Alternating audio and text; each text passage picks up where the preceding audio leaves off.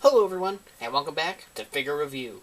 I'm your host, PWS Phil, and today I'm continuing my look at the WWE Hall of Fame Elite Series with Stone Cold Steve Austin. Now this Stone Cold is, could be based on, obviously, many eras. From 97 on, he wore the jeans and vest look many times, so not completely selective of what era it's from, but I can at least give you some info on the accessories. Let's take a look. Now, hasn't been released since his Defining Moments figure, but he comes with the gold necklace given to him by Brian Pillman. A very cool accessory. It's kind of molded into shape, as you can see, so you really got to make sure it sits right, or it looks a little weird. I also do think it's a tad thick. Obviously, it's hard to get it to correct scale, but they might have just been better throwing a little money for, obviously not real gold, but a small little metal chain they could have thrown in there. But plastic's cheaper, obviously, so they went with that. Face scan is pretty good. The only problem I have with Mattel and their facial hairs is that usually it's molded on the figure, but the paint never covers all the area that's molded in facial hair. So his mustache is particularly thin. There was also a similar problem, I forgot to mention, on the WrestleMania 30 Undertaker. His goatee wasn't fully colored in. And it does make a difference, because in certain lights and certain different distances, it manipulates how the figure looks. An area that's supposed to be hair is painted as skin, and it looks weird and distorts the face. So something they could definitely work on, but if you're a pretty good hand with paint, you can usually touch it up pretty good. Now, where I was mentioning some era is defined is in this vest. As you see, the nice silver and black vest, got the initials there, Stone Cold Steve Austin, that trademark skull, and right here is where some definition of the era is shown. As you can see, this OMR on the side, that OMR is for one more round, and that's from WrestleMania 19 when Stone Cold Steve Austin wrestled his final match against The Rock.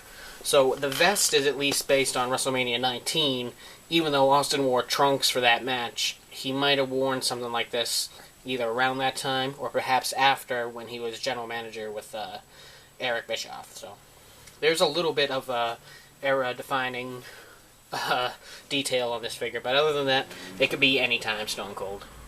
On the back, we got Bulletproof with that trademark skull again.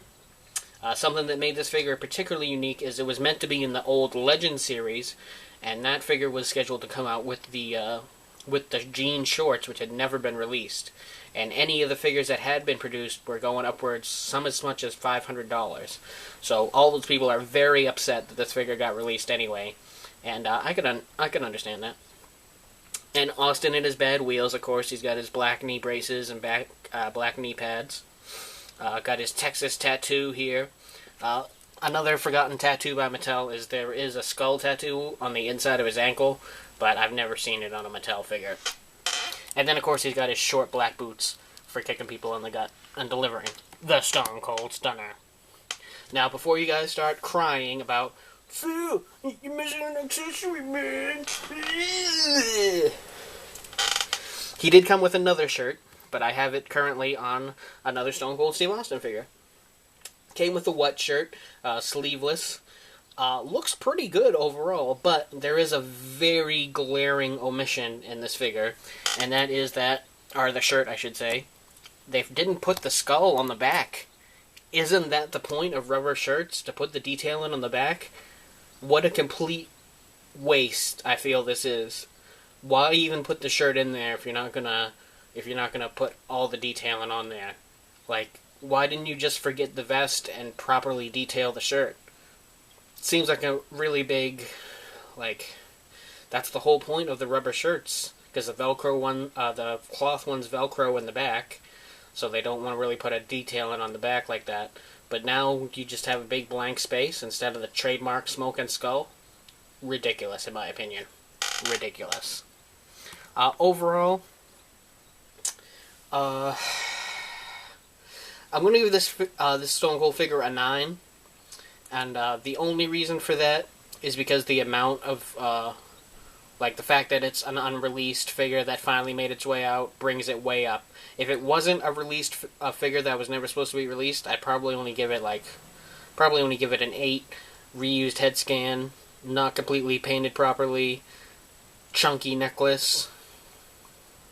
You know, pretty generic. Plus, we've gotten a lot of figures like this in history because Stone Cold Steve Austin is a very popular superstar. Jack's made a lot of Stone Colds, very similar attires to this, so it's not something as nice as it is, and as much as I love Stone Cold, we got a lot of figures like this in history. But I thank you guys for watching. Go back and watch my Trish Stratus Hall of Fame review.